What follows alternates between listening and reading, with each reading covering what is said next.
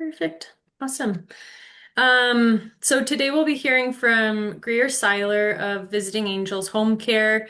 They'll be presenting educational information regarding the non-medical services that home care provides, such as companionship, home tending, such as light housekeeping, transportation, meal preparation, as well as personal care. After the presentation, we'll have some time for Q&A, so just save your questions for the end. A little bit about Greer Seiler. She is a recruiting and community relations coordinator for Visiting Angels Denver, a role she has proudly held for 4 years. As a Colorado native, Greer is deeply committed to supporting the local senior community and ensuring that Visiting Angels continues to provide exceptional care. She earned her bachelor's degree from Colorado State University, where she cultivated her passion for connecting people and fostering relationships. With her strong background in recruiting and community outreach, Greer plays a key role in helping Visiting Angels build lasting connections within the Denver area. So without further ado, I'll turn it over to Greer, and we can go ahead and get started with the presentation. Thanks, Lauren, and thanks, Yeah. Mary. Uh, well, I guess good afternoon now. It's nice to see all of your lovely faces today. Thanks for attending this educational event on a Friday. I'll go ahead and share my screen. Bear with me.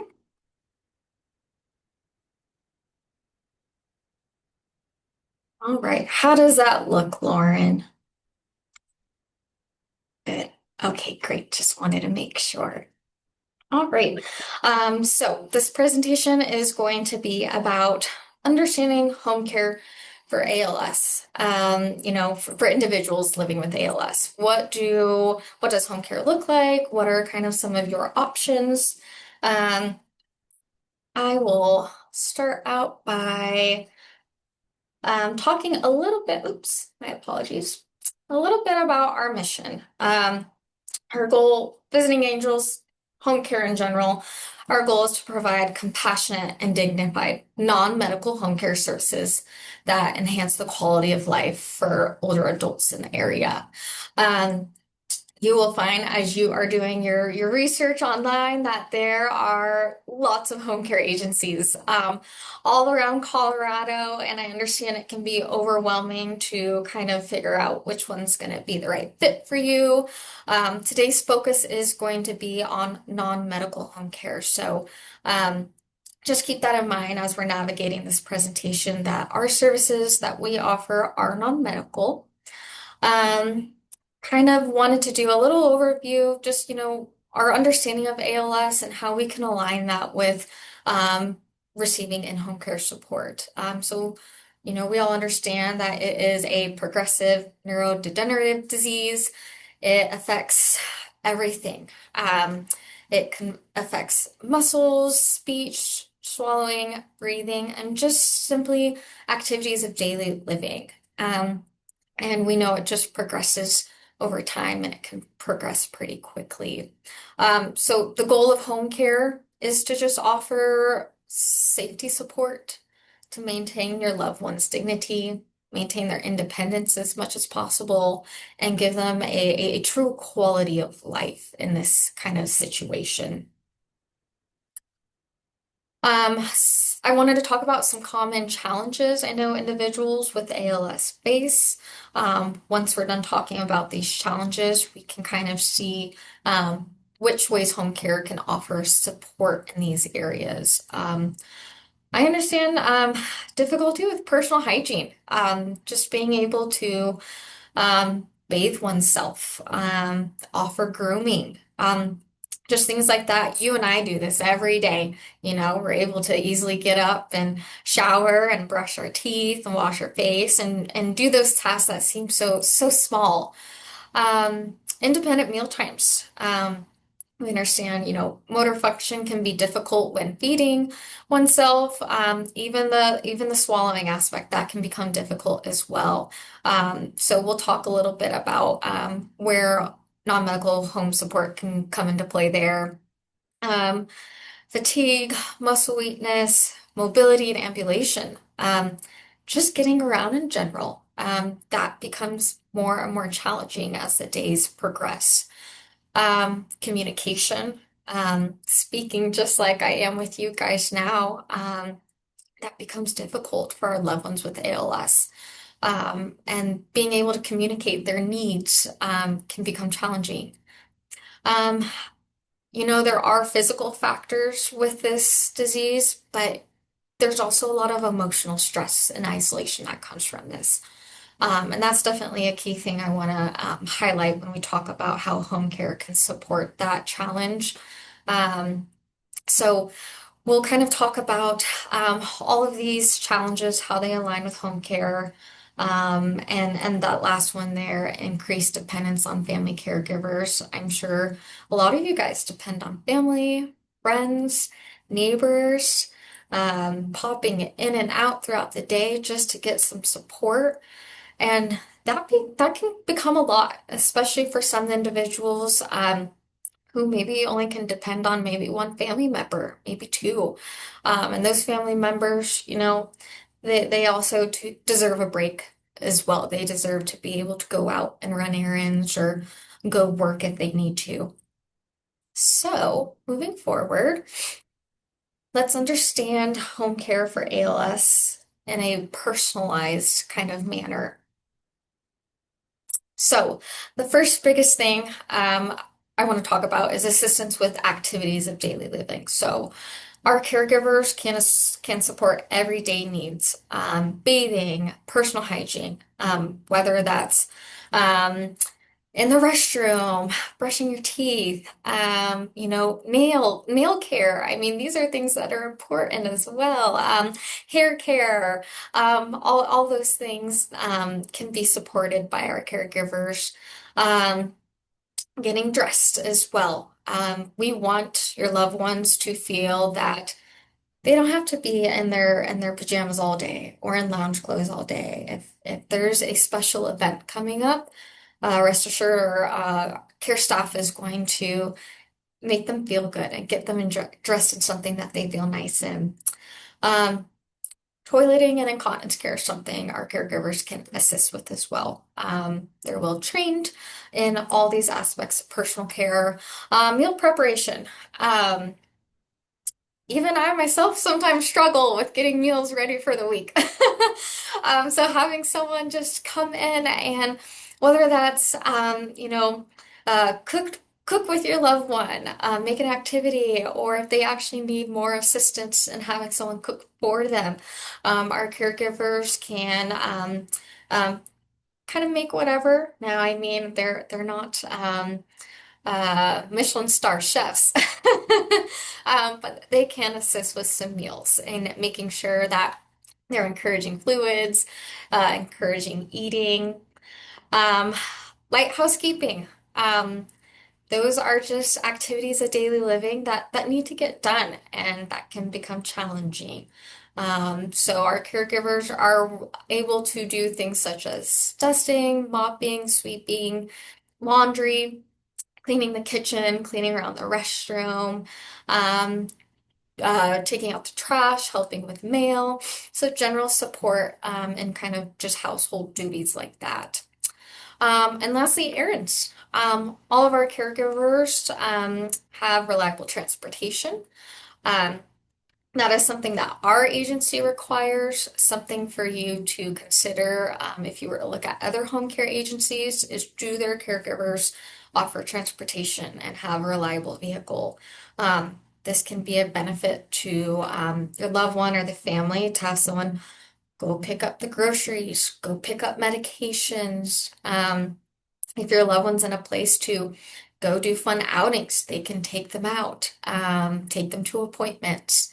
Our caregivers can do all these uh, activities of daily living for your loved one. So, why does this matter? It preserves dignity, offers comfort and independence. Mobility and fall prevention. Our caregivers are well trained in promoting safety in the home. So ambulation support, wheelchair assistance, helping someone transfer from their bed to their chair, to the shower, to the car, whatever that looks like. Our caregivers can assist with transferring. We do take on some clients who may need more repositioning in bed. If that's difficult for them to maneuver on their own, our caregivers can reposition to help with preventing skin breakdown and safety supervision. It's important that if your loved one is, a fall risk with their declined mobility, that someone's nearby and is next to them should they need an extra hand. The outcome of offering mobility and fall prevention is just reducing fall risk and offering a safer place. I'm sure we all know how massive of an impact someone, especially an older individual, having a fall can be on their health. Um, Emotional and social support. So I kind of mentioned this earlier, but what comes with ALS can be some emotional challenges along with the physical. Our caregivers can offer that compassion beyond physical care. We know it can be isolating and overwhelming and, just frustrating some days. So you want to have someone in your home who is personable, warm, is a positive light for you and your family.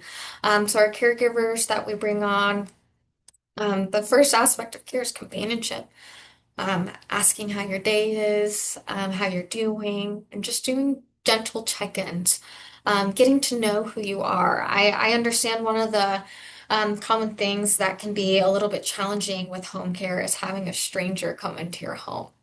Uh, who is this individual? What's their background? I completely understand that. So when we're going through our hiring process, we are looking for that. Um, we have our caregivers can offer emotional encouragement, meaningful conversation. They'll want to learn about your loved one's life and family and get to know you guys. They can also offer support with hobbies, activities, games, routines. I don't want this to feel like just a presentation about, offering help in the restroom, around the house, or with cooking, but we should still make room for the things that give us joy in life. So if your loved one loves to play cards, our caregiver will absolutely play cards with them. If your loved one likes to get outside, get fresh air, go on walks. That's what our caregiver can do. Um, and I think lastly, the goal is to offer a consistent, familiar relationship. So we want the same caregiver coming in the same days, the same time each week. We don't want you to have a new person every day that you have to get to know and learn about. Over time, as you have the same individual coming to your home, they'll start to feel like a friend or start to feel like family, and that kind of strangeness of having a stranger in your home will hopefully disappear as time goes on. Um, our goal at the end of the day is to offer compassionate care. Research truly shows, and it's evident the 4 years I've been in this industry, that having any form of a caregiver, whether it's a professional or a family member in the home with our loved ones who tend to be more senior, more adults, it truly improves their quality of life. There is a longevity aspect there that they are able to live longer and be more comfortable. Um, this last one here, I think it's also important to remember that we also have to support the family caregivers. I'm sure a lot of you have found yourself in a place where maybe you're caring for a loved one or helping a neighbor or a friend. I don't know if there's any of you on this call receiving care right now. But you want your family members to know that they're supported too and that they can get a break. So our caregiver's job can also be to offer just respite care and relief. It's easy to get burnout, have emotional exhaustion, sleep deprivation. It's stressful. It can be a lot.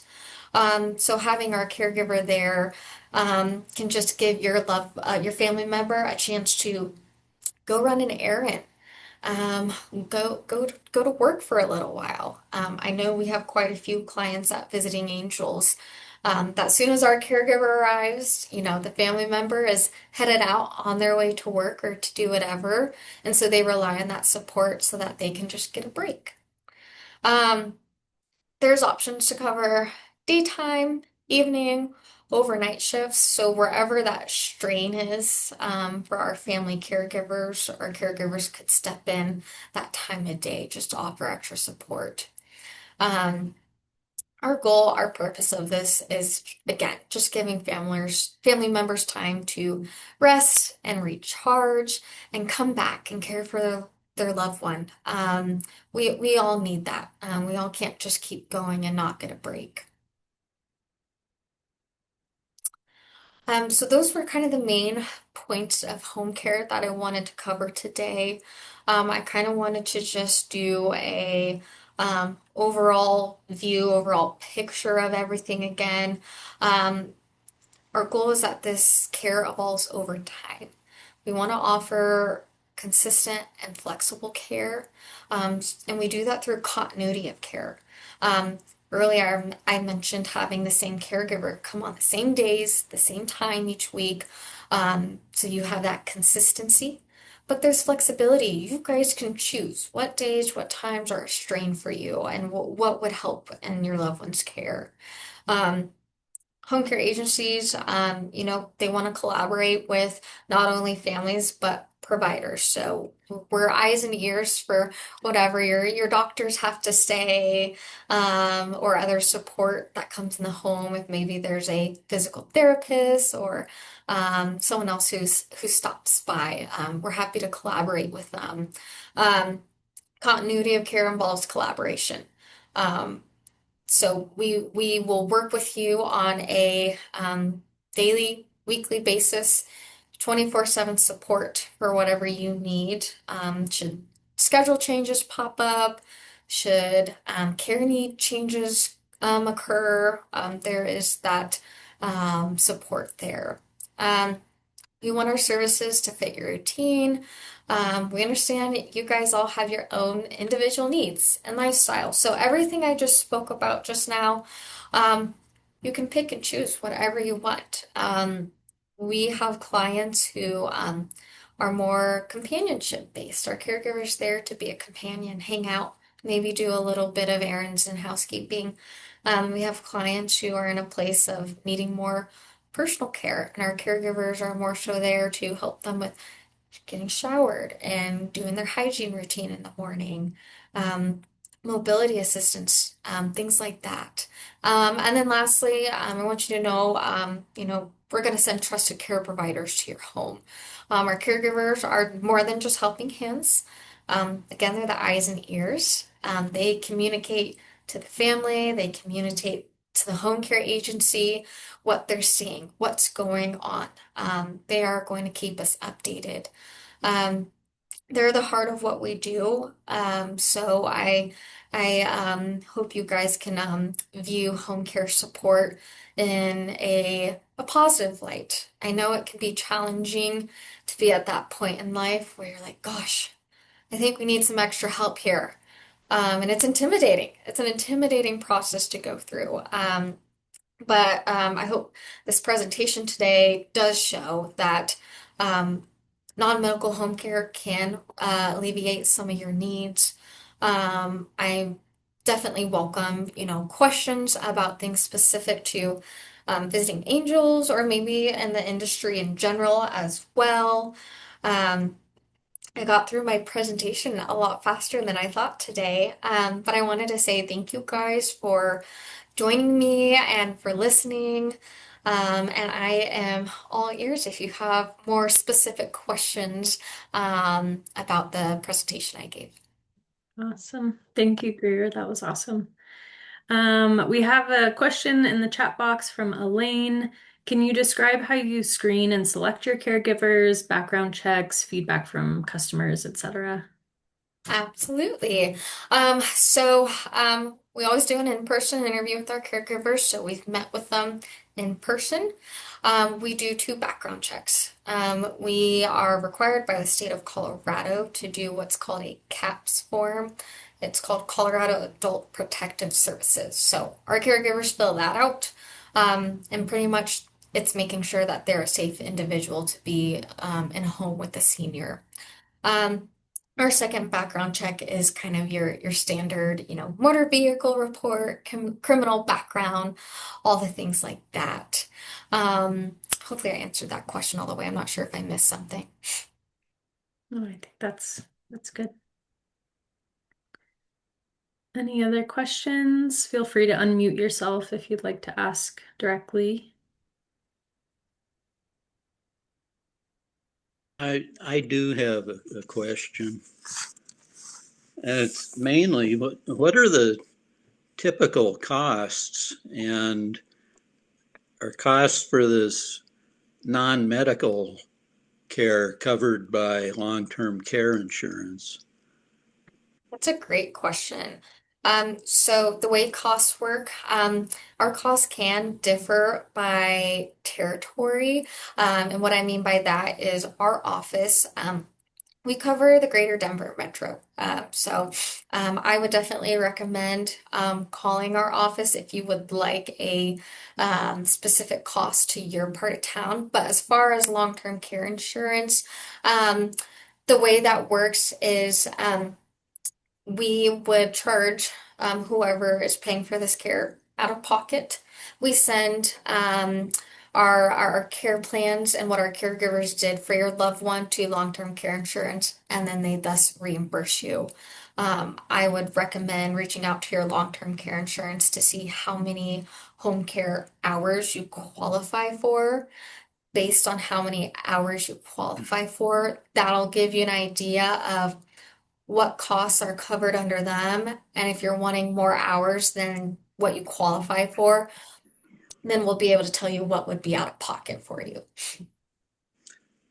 And I think as far as costs, I wasn't looking for any kind of, um, a precise quote or anything like that. I'm just wondering over 2 or 3 years, if you have this care on a daily basis, I mean, what does a typical patient end up paying over 2 or 3 years' time? Is it like hundreds of thousands of dollars or no?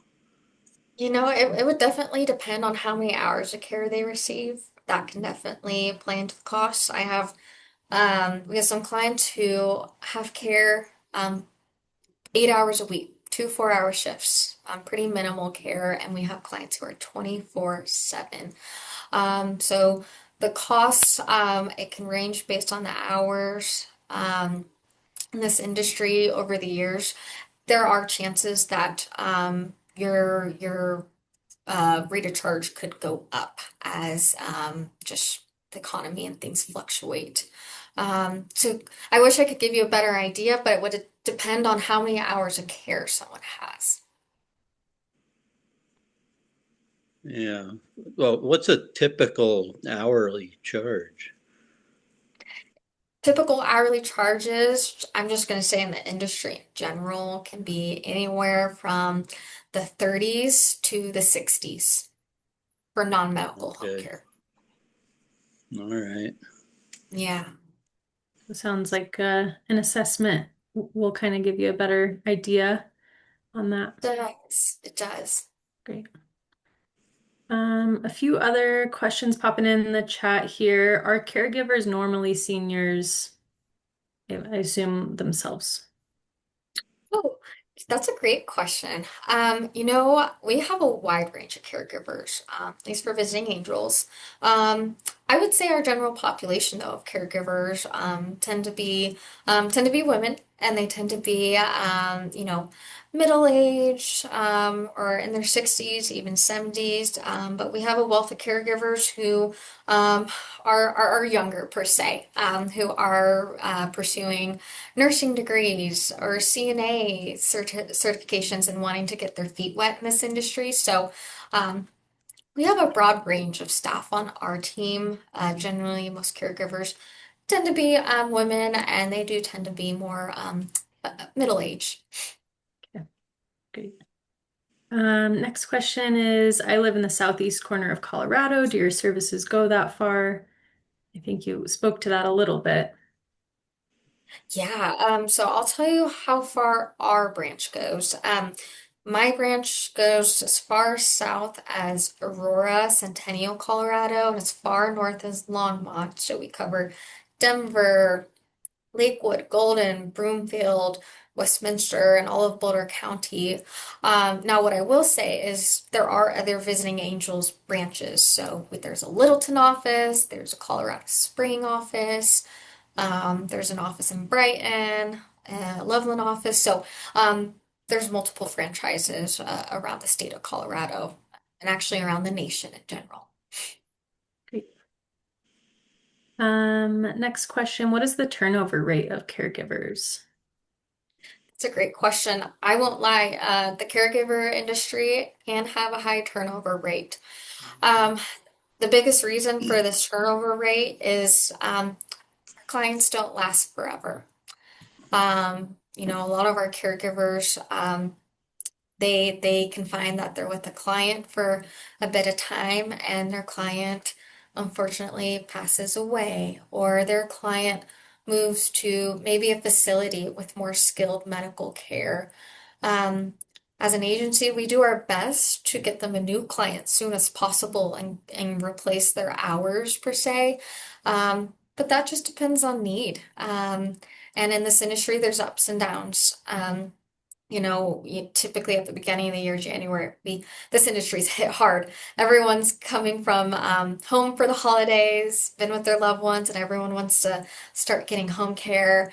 And then there's just moments throughout the year where things are slow, and we don't have a lot of new clients coming in for our caregivers. So yes, there can be a high turnover rate, and one of the biggest factors leading to that is that um, uh, this job, the hours aren't guaranteed. Hmm, great. Um, Next question is, in general, what might 4 hours a week cost? I think we kind of got into that a little bit, and it sounds like it kind of just varies depending on where someone's located and that sort of thing. Correct. Yeah, I would definitely recommend, sorry if it's small, at the bottom of the screen. I did put our agency's office phone number. You're welcome to call my coordinator. Her name is Charlie. She can discuss with you the area of town you're in, your care needs, and kind of what that rate would look like for you, as they can vary. Great. Thanks, Greer. Next question. What is the minimum number of hours per month? Per month? Well, what I can say is we require a minimum of 8 hours per week, and we try to request a minimum of 4 hours per shift. We feel that those minimums allow for continuity of care. That gives us time to schedule a caregiver on the same days, the same times each week, and that caregiver is guaranteed to come. That makes sense. Awesome. Last question in the chat for right now is Medicare an example of long-term care? That's a great question. Um, I'm gonna say I don't believe so. I would reach out to them to see if there's any form under that. Um, um, Most of our clients who have long-term care, they've been paying into it for years. So I would just reach out, get your policy, see if it's associated with anything long-term care. That's the best kind of answer I have for that. Yeah. I think I can answer some of that because I went Thank through it you. with my parents about 10 years ago. The original Medicare really doesn't cover any kind of long-term care. Um, if you don't have a lot of money saved up and you completely run out of money, then you can get on Medicaid, and that can cover some of that. But you need to lose everything you have first, your house and everything. Yeah. So yeah, it's not great. Medicare itself is really just for doctors and hospitals. Yeah. Um, To add to that, I would say that would definitely also be a great discussion with our coordinator, Charlie, again, who handles these kinds of initial phone calls, discussing pricing options, out-of-pocket costs, long-term care. Just while we're on the topic of it, we do work with veteran clients. So we do work with you and the VA to help see what hours you're able to get, and we can work with the VA on getting those hours. So, Greer, this is Cheryl Garcia, and I'm getting ready to, I put in a claim for long-term care in anticipation of a period of time where I'm probably going to need some help because I live with people that can help me most of the time. Mhm. So, if I'm looking at a like a 9-day period of time, and how would I go about doing that with you guys, knowing that I probably don't need anything before and but who knows what I'll need after. So how Yeah. do I do that in between iffy thing? Yeah, if I understand your question correctly, it sounds like more temporary care for Yeah, 9 days. yeah. Um, we absolutely do temporary care. We understand some people just need some help for a period of time. Um, Typically, what we will usually do is during that phone call, again, my colleague Charlie, she'll kind of discuss with you what your needs are, and we'll kind of discuss a number of hours that's expected and come to an agreement. And the reason why we want to have an agreement on the number of hours is because we do go through the time of finding a caregiver, matching them, and scheduling them. And what we don't necessarily want to happen is this caregiver, they get scheduled for these number of hours. They're aware it's temporary, and then for things to necessarily get canceled right away. So we do try to have an agreement of how many hours and what the schedule is going to look like for that 9 days, so that our caregiver is scheduled, and you can rely on the fact that you're promised that caregiver. Thanks. Mhm.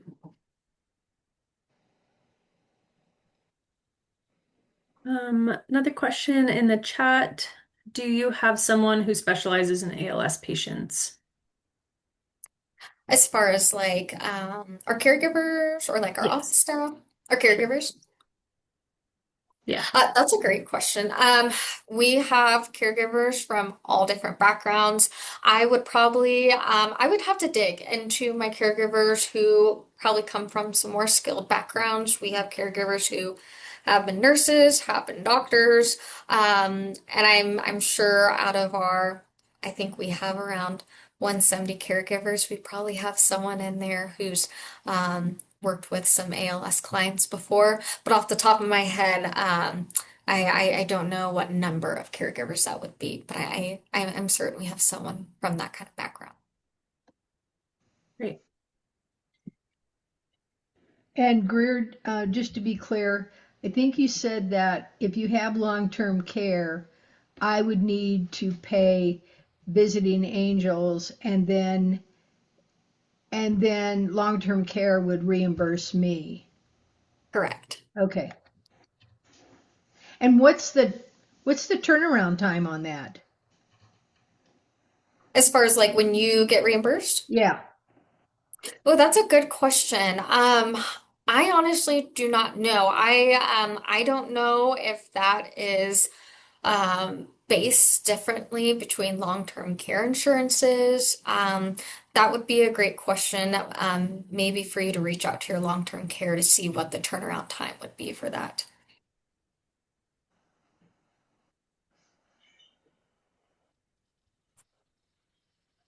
Perfect.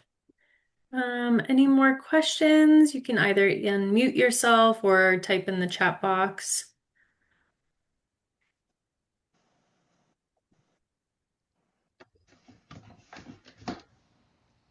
Like, nothing right now. Well, we don't have to stay on until 1. I'll give it a moment if anyone kind of comes up with any questions, but Greer, thank you so much for coming and sharing your services and visiting angels, educating us on home care.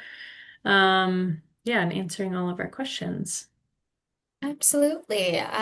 Thank you guys all for your time and your questions. Last kind of thing I'll share, I've said it multiple times, but I definitely recommend if you want more specific details, definitely give our office a call, talk to my coordinator. Any home care agency in general, I recommend giving them a call. Our agency does do free home assessments. So if you wanted to have our care manager come to the home, meet with you and your loved one, and discuss care in person, that is an option as well. I can't say that for all other home care agencies. I don't know if that's necessarily a standard for all of them, but that is another option. I know these educational events are insightful and helpful. I really think if you'd want some more personalized answers and options unique to what you're looking for, definitely give us a call. Have one of our care managers come out to visit with you. Awesome. Lovely. I Thank do you to have every. one. Oh, Go ahead. I'm sorry. I have one more question. Yeah. I assume most people with ALS end up in a wheelchair before too long. I don't know, but do you offer any assistance with determining what needs to be done to allow, wheelchair ramps and things like that to get in and out of the house? So since we're non-medical, our care manager or our caregivers can um I don't want to use the word recommend it, but they can verbalize that, maybe they've noticed your loved one seems to struggle in this part of the home, maybe these stairs outside the house. It's kind of up to the family at that point to go seek out a medical professional's opinion and reach out to a service for installing those. We have to be really careful since we're non-medical. We don't want to overstep and Mhm. recommend things that we don't necessarily have the license or certification to do so. But if our care manager and caregiver saw that it could be useful, they may just kind of mention that could be useful. Yeah, and to that question, Alan, our care coordinators are happy to kind of have those conversations with you as well, or even get a home occupational therapist in to assess what might be best, whether that's ramping or other home modifications to improve accessibility. And can you provide referrals to contractors that help get that stuff done? Yeah, yeah. Our care coordinators can provide resources and referrals, whether that's to OTs or to ramping companies or things like that. Okay. Yeah. All right. Well, awesome. Any final closing questions? No? Well, Greer, thank you again. We really appreciate it. And if this again will be recorded and uploaded onto our website, so if there's something you missed, feel free to kind of circle back to that. Well, thank you guys. Thanks for your time and all your questions. I hope you have a great rest of your day. Yeah, Thank thank you all. you. Bye bye. Bye. Thanks.